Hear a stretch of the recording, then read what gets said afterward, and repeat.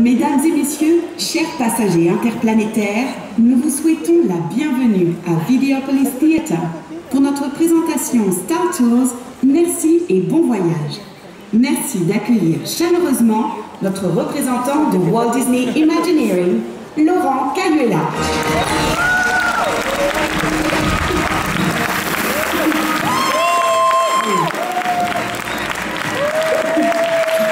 Bonsoir, on m'avait prévenu qu'il y avait beaucoup de monde et je n'avais pas réalisé, il y a beaucoup de monde.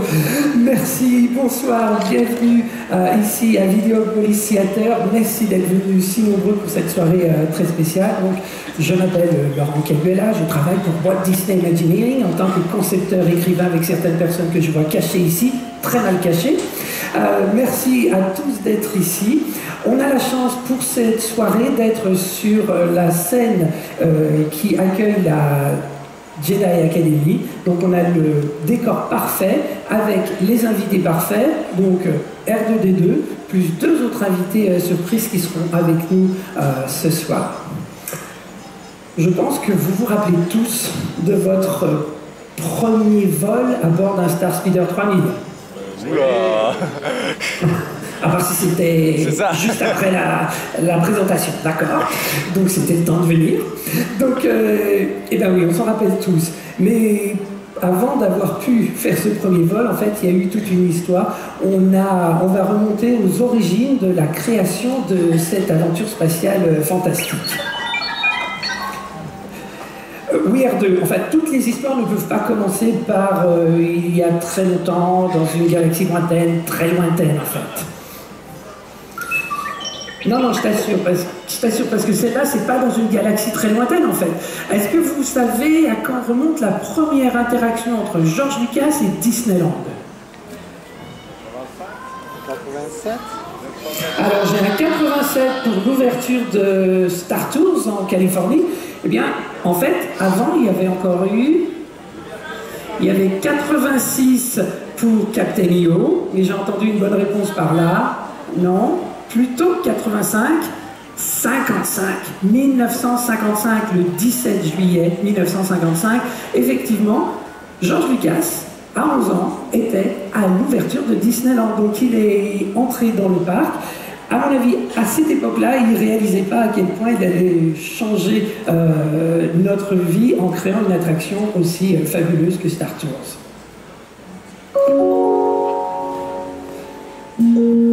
Le propriétaire du Landspeeder Roger Noir THX 1138 est prié de déplacer son appareil. Cette zone est interdite au vol stationnaire. Et ça, pourtant, c'est pas la première fois qu'on vous le dit. Ça, vous avez dû l'entendre dans le spatioport. Et si vous êtes des grands fans, je suis sûr que vous savez ce que cache ce message, puisque THX 1138, c'était le titre du premier film de George Lucas en 1971.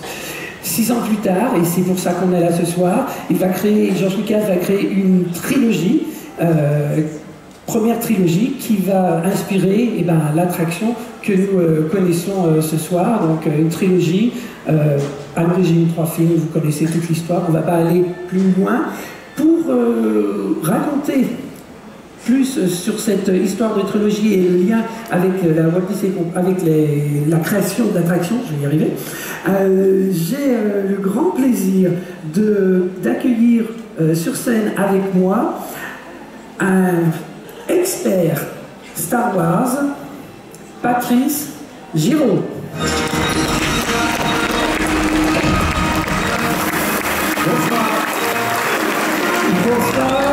Bonsoir, merci d'être là, merci d'être avec nous ce soir.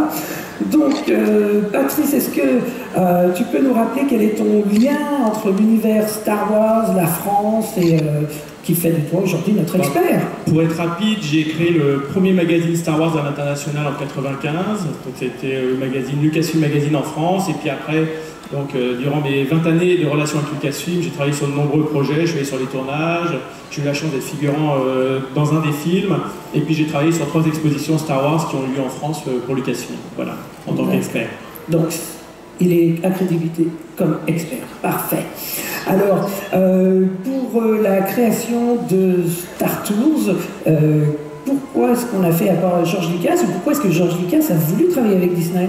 C'était une époque où effectivement Michael Eisner arrivait de Paramount chez Disney avec Katzenberg pour essayer de revitaliser la société, et Michael Eisner, qui était le PDG de la Walt Disney Company, voulait justement amener George Lucas, qui était lui-même un visionnaire un peu à la manière de Walt Disney, et il voulait une attraction Star Wars dans les parcs d'attractions Disney. Et donc ils en ont parlé, ils étaient d'accord, mais Star Tours était une attraction très longue à fabriquer.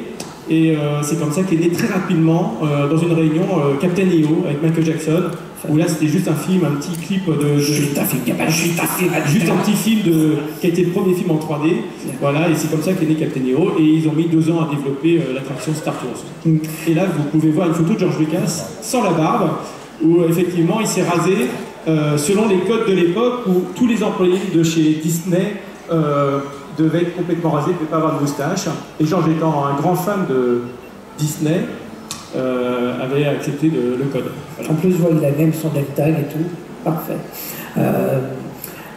Pour la petite histoire, à l'époque, avant d'arriver à Star Wars, les Imagineers avaient pensé à un autre film, un film Disney, qui finalement n'avait pas été retenu. C'était le film Tron. Oui. Et il faut savoir que dans 3 mois, à Shanghai, va ouvrir une attraction sur le film Tron. Donc si jamais ils étaient partis sur Tron, on ne serait pas là ce soir, du coup. C'est ça. Est-ce que le projet a tout de suite été Star Tours tel qu'on l'a vécu jusqu'à présent? Non, alors le tout premier projet, le tout premier synopsis écrit par Tom Fitzgerald, qui est un des imagineurs de chez Disney, s'appelait Cosmic Winds.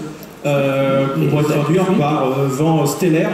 Voilà, où R2D2 et C3PO étaient engagés à bord du vaisseau. Mais bon, tout a été réécrit, et George Lucas a effectivement, comme il est lui-même fan des parcs d'attractions Disney, puisqu'il était même à l'ouverture du premier parc de Disneyland, à l'ouverture à l'époque, voulait que Star Tours ne soit pas comme les films Star Wars, mais qu'il y ait un élément comique. Et il aimait cette attraction qui s'appelait la Jungle Cruise. Oui, vous connaissez tous la Jungle Cruise? Où donc c'est une petite balade en bateau avec un pilote qui vous raconte des histoires, qui tire sur les hippopotames, voilà, et qui fait vivre finalement l'action auprès du public. Et c'est comme ça qu'est né Rex, le robot, en disant Rex va piloter le vaisseau, ça sera un nouveau robot qui ne connaît pas le pilotage, mais il fait faire le lien entre le film et le public. Voilà. Donc Rex, c'était une vraie création de George Lucas. Une création et finalement un hommage à une autre attraction de chez Disney. On va voir qu'il y a plusieurs autres attractions. Donc, est-ce que tu te rappelles de ton tout premier vol que tu as fait à bord d'un Star Speeder? Oui, c'était 1 an après l'ouverture en 87 aux États-Unis. C'était mon premier voyage en 88 au Skywalker Ranch. J'avais un rendez-vous là-bas. J'étais tout jeune. Et je suis passé par Los Angeles pour faire l'attraction. Et c'était incroyable pour l'époque, on ne connaissait pas. Et je me souviens d'avoir rigolé pendant toute l'attraction parce que je trouvais ça phénoménal, quoi. J'étais dans Star Wars. D'accord, voilà. Tu rigoles toujours quand tu fais l'attraction? Non, ça va, je l'ai fait beaucoup de fois depuis. D'accord. Est-ce que tu as un moment préféré dans l'attraction, et si oui, lequel? Bien sûr, comme tout fan, c'est le moment où Rex décide d'attaquer l'étoile noire, et donc on se retrouve à aller dans la tranchée pour aller la détruire. Alors ce qu'il faut savoir, c'est qu'à l'époque, cette séquence-là n'était pas dans le scénario. George Lucas ne voulait pas refaire cette séquence. Et Tom Fitzgerald, qui est l'imaginaire, lui a dit à George, non, George, les gens veulent faire ça. Ils veulent réattaquer l'étoile noire comme dans le film. Et finalement, Tom Fitzgerald a eu gain de cause et ils ont mis la séquence dans le film. Et personnellement, je suis pour. Voilà. Et à la fin, on fait exploser cette étoile noire encore. Super. Cool. Merci beaucoup pour avoir passé ce petit moment avec nous. Ça me touche beaucoup, c'est la fin d'une époque finalement, voilà. Et de toute façon, Disneyland ne sera jamais terminé. Donc, mais vous voyez, c'est une attraction qui a finalement 30 ans, voilà. C'est quand même très bien. Voilà, une belle aventure. Merci beaucoup d'être venu parmi nous. Bon voyage, à bientôt. À bientôt. Donc voilà comment est née cette attraction sur son origine avec le travail avec George Lucas. Une fois qu'on a créé toute l'attraction, toute la mécanique, tout ce qui est très technique et dont je ne parlerai pas parce que je suis nul en technique, les Imagineers ont voulu s'assurer que tous les visiteurs qui vont venir dans l'attraction, qu'ils connaissent les films ou pas, puissent avoir une bonne expérience. Et donc, ce que le commun des mortels appelle la file d'attente, nous, à Imagineering, on appelle ça le pré-show, le spectacle avant le spectacle. Ça nous aide à mettre les gens dans l'ambiance. Si vous connaissez très bien l'attraction, le pré-show aussi n'a pas de secret pour vous. Il est divisé en 3 zones qui ont chacune leur importance. La première des zones, c'est la zone la plus sombre, où il n'y a pas grand-chose à voir. Pourquoi? Parce qu'en fait, c'est visuellement pour vous couper du monde extérieur. C'est pour que l'obscurité habitue vos yeux à l'obscurité que vous allez avoir dans l'espace. Donc cette première salle est volontairement très sombre. Vous entrez ensuite dans la deuxième salle qui est le spatioport et là on va amener à votre vision les personnages que vous connaissez du film. Donc les 2 plus célèbres bien sûr, C3PO et R2D2. Une fois que vous êtes familier avec ces personnages que vous avez reconnus, on va commencer à donner des informations sur les nouveaux éléments qu'il y a dans l'attraction. Donc vous avez un écran géant qui va diffuser des logos et des images d'un tour opérateur galactique qui s'appelle Star Tours. Et c'est le moment également où on va vous proposer de voir le véhicule dans lequel vous allez entrer et c'est là que vous découvrez le Starspeeder 3000. Celui que vous allez voir, il n'est pas en bon état, mais vous avez un film publicitaire qui va vous vanter les mérites de cet appareil. Si vous écoutez attentivement ce que C3PO raconte, il n'est pas très sûr de la fiabilité de ces appareils non plus, mais c'est pas grave, hein. On continue. On arrive dans la 3e zone, ce qu'on appelle le centre droïdnostique, le fameux secteur 2. Dans le secteur 2, on se trouve dans l'espèce de hangar où vous allez voir des pièces détachées. Et ce que C3PO essayait de vous dire va trouver un peu sa confirmation, puisque vous allez trouver plein d'éléments, des pièces détachées, mais est-ce que c'est des pièces détachées neuves ou est-ce que c'est de la récup de droïdes ou de vaisseaux qui ont été malmenés? C'est pas très clair. Là où ça devient encore plus palpitant, c'est que vous avez 2 droïdes qui sont en train de réparer les pilotes. Et si vous faites attention aux 2 droïdes, d'après leur comportement, on peut commencer à avoir de sérieux doutes, puisque ces 2 droïdes n'ont pas l'air très fiables, et c'est eux qui sont en train de réparer le pilote du Starspeeder que vous allez devoir prendre. Donc, ne vous en faites pas, parce que je suis sûr que l'appareil dans lequel vous allez être, ce sera le premier vol du droïde, donc tout ira forcément bien. Donc voilà, une fois que vous avez passé ces trois pré-shows, vous êtes prêts à embarquer. Pour rendre nos pré-shows et toutes nos ambiances encore plus riches, on aime beaucoup mettre des détails. On utilise beaucoup de détails pour rendre les éléments encore plus crédibles et on aime faire des références et des clins d'œil à des univers que les grands fans connaissent. Donc, dès l'extérieur, les couvertures des machines fast-pass, ce sont ces jolies toitures oranges qui sont en fait inspirées des voiles sur la barge de Jabba the Hutt dans le Retour du Jedi. Donc, on a vraiment essayé de retrouver des éléments visuels du film. Le fameux Droidnostic Center, c'est aussi une mine pour nous, pour mettre plein de petits détails, des petits détails que vous avez peut-être vus, qui bougent pas, qui sont faciles à voir, ou s'ils sont plus difficiles, on aime bien jouer avec. Donc par exemple, le premier détail que vous allez trouver, c'est carrément un immense canon, un canon qui se trouve sur un Starspeeder 3000. Donc ça, c'est un des éléments. Là, vous avez un canon entier.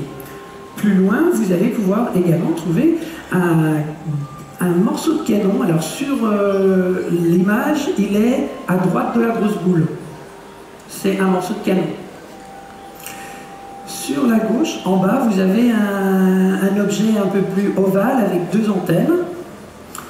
Et c'est en fait une espèce de carcasse pour un speederbike qu'on voit également dans le Retour du Jedi. Si on va en plus loin dans l'attraction, vous allez trouver des pièces détachées de droïdes. Alors attention, tout ce qui est en or n'est pas forcément C3PO, mais ça doit être un droïde de protocole de la même génération que notre ami C3PO. Là, on a des références Star Wars. Mais ce qu'on aime bien faire également, c'est se faire des références un peu plus Disney. Les prochaines références, alors vous êtes sous une passerelle, vous avez un espèce de gros ancien ordinateur avec des bobines qui se trouve ici. Et cet ancien ordinateur est en fait un vrai ancien ordinateur. Pour cette props, pour ce détail, pour cet accessoire, on a en fait réutilisé quelque chose qui, attention, je vais dire un mot technique, ça va me faire peur à moi aussi, SIU, Show Interface Unit. Grosso modo, c'est un gros ordinateur qui contrôlait à l'origine des audio animatronics. Donc c'était des grosses machines avec des grosses bobines et ça faisait des lumières partout. Donc une fois qu'on n'en a plus eu besoin, on l'a réutilisé pour le mettre dans notre décor. Dans les derniers éléments qu'on peut trouver, alors pas forcément dans la file d'attente là, ici voici une photo d'une attraction qui était à Tomorrowland de 67 à 85, qui s'appelle Adventure Through Inner Space. Cette attraction, elle est en Californie, à l'endroit même où a été construit Star Tours. Et ce gros élément de décor, qui s'appelle le Mighty Microscope, ce Mighty Microscope, si vous connaissez très bien le film à l'intérieur de l'aventure Star Tours, ben vous l'avez peut-être déjà vu parce qu'il apparaît dans une des scènes. Donc voilà d'où il venait en fait de cette partie. J'avais une fiche que je n'ai absolument pas regardée. Est-ce que j'ai tout dit? J'ai tout dit. Alors, donc, on a parlé de la création, on a parlé des ambiances, on a parlé des détails. Maintenant, on va parler, là je vais vraiment sortir de fiche du coup, on va parler des personnages. Mais comme vous en avez marre déjà de m'entendre, vous allez devoir participer aussi. Donc, Alex, réveille-toi, c'est le jeu. Alex qui toute la semaine m'a dit « Mais c'est quoi le jeu? Mais c'est quoi le jeu ?» Voilà, c'est maintenant. Alors, le jeu est, je vais citer une phrase de dialogue et il faut que vous me donniez le nom du personnage dans Star Tours. Je vous donne un exemple. Si je dis... R2D2. R2D2.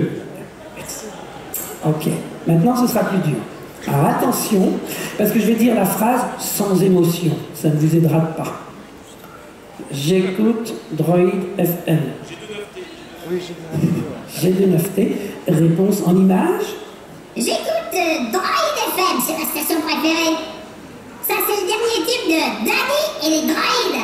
Ça s'appelle Je vais te saouler la main. Bien. On va passer à la phrase fétiche de cette soirée qui nous a donné l'idée du nom de cette soirée. Dit merci et bon voyage. C'est 3PO. Non, c'est la... C'est pas ces 3PO. Ah oui, non, c'est la connaissance son nom. Ah, effectivement, elle n'a pas de nom, mais je vais vous donner la réponse en image. Nous allons décoller dans quelques instants. Merci et bon voyage. C'est ma réplique préférée. Attention, parce que là, la prochaine, elle est en anglais. Et elle est longue. Haven't you people ever seen an intelligent life before?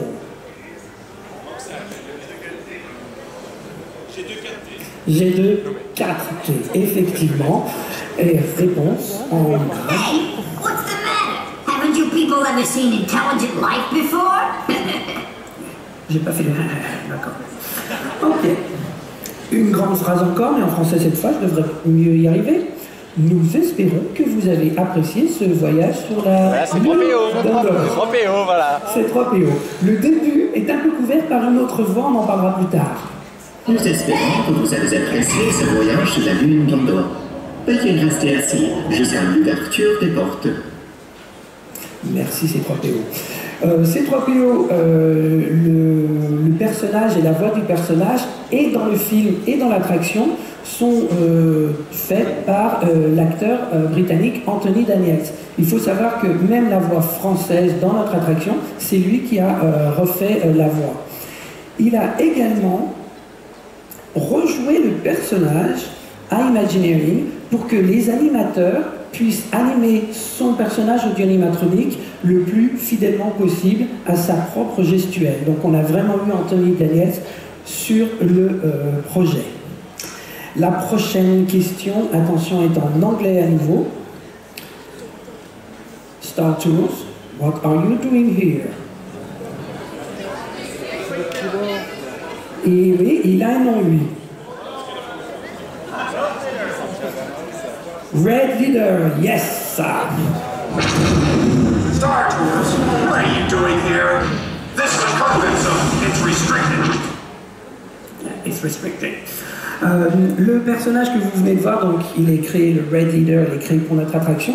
Et pour la petite histoire, il est joué par, j'ai son nom là, Steve Gowley, qui était dans l'équipe de ILM et qui travaillait au model shop, c'est-à-dire l'atelier des maquettes. Beaucoup de personnages que vous voyez dans Star Tours sont en fait des employés d'ILM qui ont tenu des rôles pour cette attraction. Je ne devrais pas dire attraction, cette aventure. Merci. Le dernier. Attention, je dois absolument mettre aucune émotion, sinon vous allez tout de suite savoir qui c'est. Des comètes. Rex. Alors, comment il s'appelle? Rex. Je veux la nomenclature complète. Ok, RX-24, qu'on connaît plus sous le nom de Rex. Bravo. Bienvenue à bord, ici Rex, votre capitaine. Je sais que pour la plupart d'entre vous, c'est le dernier vol, et pour moi aussi. Il y a un truc bizarre dans cette série. Normalement, Rex devait venir, mais il doit se préparer pour son premier vol, donc il ne pourra pas venir. Donc j'espère que vous ne m'en voudrez pas, mais je ne vais pas voir Rex en personne ici sur scène. Par contre, je vais avoir le plaisir de recevoir celui qui lui a donné sa voix et sa personnalité, l'acteur Luc Hammett.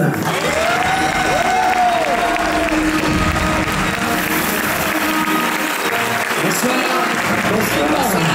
Prêt pour ton dernier voyage? Toujours. Merci d'être ici aussi ce soir. Je suis très heureux, et puis dis donc, il y a du monde. Hein, il ne nous avait pas menti. Cool, donc il faut que je ressorte ma fiche. Ah, tadam. Alors, ah oui, bonne question. Totalement au hasard, aurais-tu donné ta voix à d'autres personnages Disney avant Rex? Alors, je vais essayer de vous faire deviner. Hein. J'ai un truc très très dur. Oh non, pas la trompette! Voilà un truc un peu plus facile. Je vous en prie!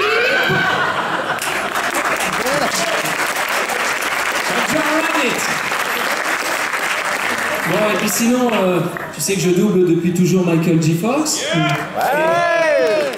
Michael J. Fox, il a fait un super film avec Disney, c'est l'Atlantide, l'Empire perdu, où il fait Milo, puisqu'on avait dessiné, il fait la voix, et on avait dessiné le personnage de Milo à le physique de Michael.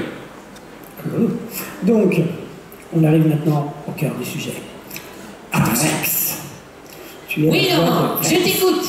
Donc, quand on t'a contacté pour faire la voix de Rex, est-ce que tu connaissais Star Tours? Est-ce que tu avais déjà fait l'attraction? Est-ce que tu voyais le personnage? Bien sûr que non. Moi, tu sais, j'étais un petit Français. J'avais pas à l'époque les moyens de voyager. J'ai entendu tout à l'heure, parce que je me suis instruit ce soir, j'ai entendu tout à l'heure que la première attraction c'était 87. Hein.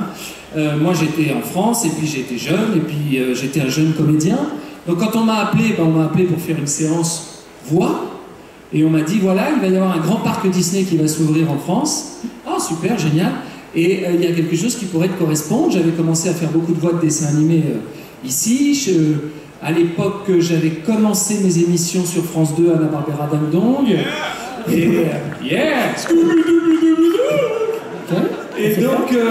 Et donc ils m'ont appelé parce que dès qu'il y a une petite voix à faire, on est quelques-uns. Et je me suis retrouvé dans un studio, mais tu sais, c'est... Alors, attention. Moi, quand on pense enregistrement de voix, je t'imagine avec le grand casque sur les oreilles, avec une grande table, un écran géant, là, et les images qui sont diffusées. Pas du tout, parce que pour un enregistrement comme ça, d'abord, on n'avait pas... Moi, j'ai jamais vu l'attraction. Je l'ai vu après avec mes enfants, quand je suis venu ici. Mais j'avais simplement une photo du personnage, de Rex, et puis j'ai entendu la voix en anglais, et on m'a dit, il faut que tu fasses pareil. Alors, je vais essayer. Alors, on est dans une toute petite cabine insonorisée, on a une vitre qui nous sépare de l'ingénieur du son, et puis du directeur artistique qui est là, et puis on te donne le texte, et puis tu vois, 24 ans après, tu es sur une scène en train de raconter ce que tu as fait pendant une demi-heure de ta vie. En 91, voilà. Donc, tu as fait toutes ces voix et tu n'étais pas dans une centrifugeuse en train de faire vitesse. Non, pas du tout, c'est par exemple. C'est quand il dit où sont les freins? Tu fais comme ça, c'est tout. Parce que moi je suis sûr qu'on était tous. Oh, excusez-moi. On était tous certains que tu étais en train de tomber, qu'il t'avait jeté dans. Ah non, c'est ça être acteur, c'est imaginer les situations et les jouer. Voilà. Donc du coup, tu connaissais rien, tu connaissais pas le personnage à part le dessin, quand tu as fait l'attraction pour la première fois, ça peut être un choc. Ah bah oui, j'ai eu la trouille. Est-ce que tu as compris certaines des répliques quand tu as fait tout oui, parce que tout d'un coup, les choses prennent du relief, c'est le cas de le dire. Et puis surtout, de voir ce petit personnage me voir en métal, ça m'a fait un choc quand même. Hein, je monte par là parce qu'il est par là, le personnage. Hein, et donc de voir ça, bonjour, je suis votre capitaine. Ah, c'est mon premier voyage. C'est génial, t'es assis et tu te parles. Tu sais, c'est une expérience assez étonnante. Hein. Voilà, tu te dis, mais attends, voilà, j'étais avec mon fils qui était jeune à l'époque. Lui, il était assez déçu parce que il avait compris que c'était moi qui faisais le personnage. Mais quand il a vu Star Wars, il comprenait pas qu'il n'y ait pas le personnage dans le film. Ah oui, j'étais déçu. Bon, désolé pour vous. Mon fils aîné qui a 19 ans aujourd'hui, tu vois. Ah, bon. Voilà. Il a compris maintenant. Ça y est, il a figé. Il fait des études de cinéma d'ailleurs. Ah, il est pas rancunier. Voilà. Il est tombé dans la marmite quand il était petit. Personne n'a compris. Alors, quel est ton moment préféré de l'attraction ici à Disneyland Paris? Quel est quoi? Tu peux répéter la question? Ton moment préféré de l'attraction Star Tours ici à Disneyland Paris? Ce personnage, il est super marrant parce que il fait que des bourdes. C'est ça que j'aime bien. C'est toutes les petites bourdes qu'il peut faire. C'est gentil. Ça me rappelle quelqu'un. Eh ben, je pense qu'on en a fini de ma fiche. Par contre, depuis que tu es rentré sur scène, tous les gens qui sont là, et surtout une personne dans la cabine, vont m'en vouloir si je ne fais pas cette réplique. Laquelle? Luc, je suis ton père. Merci. Je ne suis pas un acteur. En tout cas, merci beaucoup. Merci à toi. Merci à vous. Je suis ravi de vous avoir vu ce soir. L'habitude d'être présent avec vous ce soir. Merci beaucoup. Bon dernier voyage. Pour finir cette soirée en beauté, que je sorte une autre carte sur laquelle il y a des statistiques que je n'ai pas apprises. Savez-vous que Rex nous a dit 3 250 000 fois que c'était son premier vol depuis 1992 et on croit qu'on va le croire peut-être. Et là, c'est des choses très sérieuses qui nous viennent des équipes de maintenance. Les Star Speeders, depuis 1992, ont effectué en vitesse lumière 9 750 milliards de kilomètres. Alors, je ne sais pas où ils sont maintenant, mais ça fait loin quand même.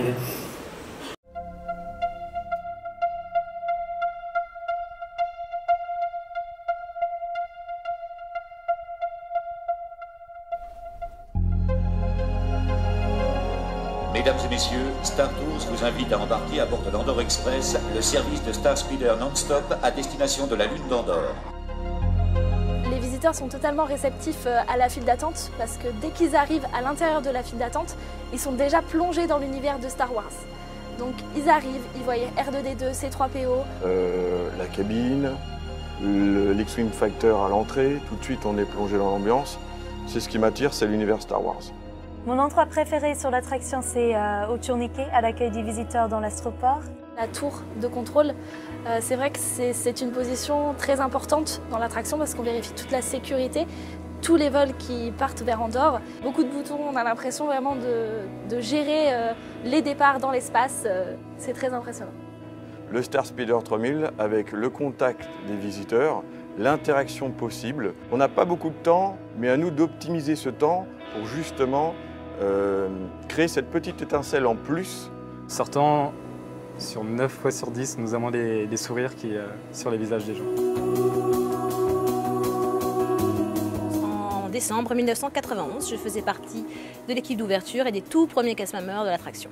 Une grande aventure, l'attraction phare de Disneyland Paris à l'époque, donc attraction à grande sensation. Le premier vol a été quelque chose d'extraordinaire.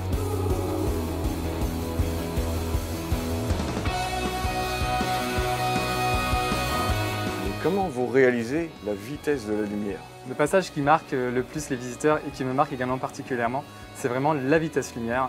Pourquoi? C'est vraiment cette impression et cette sensation de vitesse qui nous pousse voilà, jusqu'à la Lune d'Andorre. Bon, malheureusement, Rex n'arrive pas toujours à bonne destination. La passion qu'ont mis les Imagineers à réaliser, en plus du film, les mouvements, l'aspect film, pellicule, montage, maquette, etc.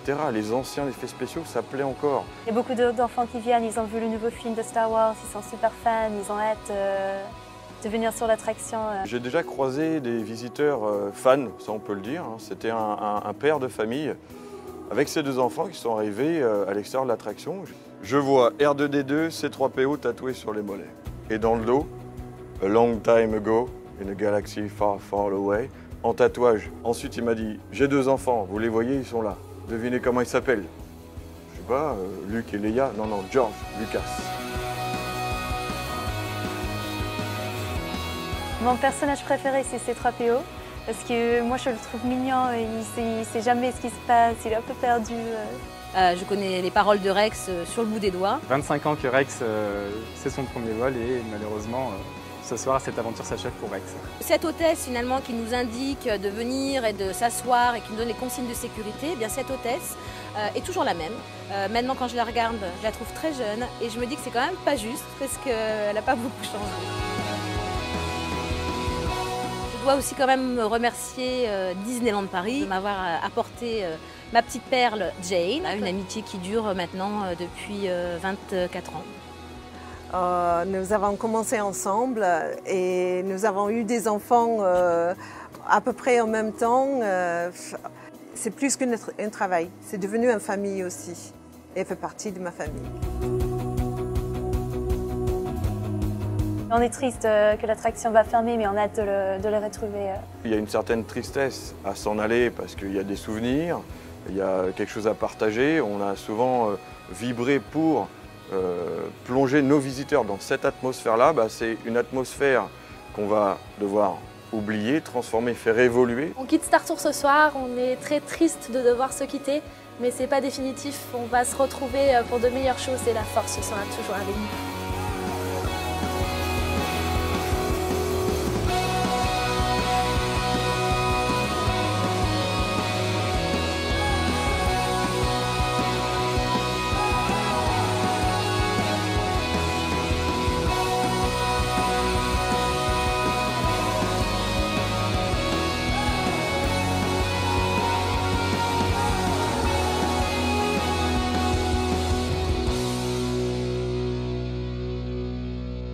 Merci à vous pour cette soirée, être resté ici en notre compagnie. Et merci surtout aux deux personnes qui ont eu le courage de venir sur scène avec moi pour animer cette soirée. Patrice et Luc. Patrice Giraud et Luc Hamet.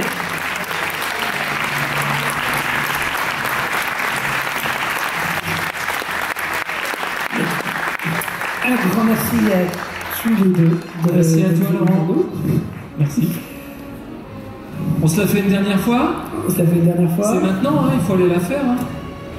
C'est vos dernières chances pour partir pour la Lune forestière d'Andorre. Donc loupez pas le prochain Andorre Express, le Star Tour pour la Lune d'Andorre. Mon dernier voyage. Merci à tous. Que la force soit avec vous et surtout merci et bon voyage.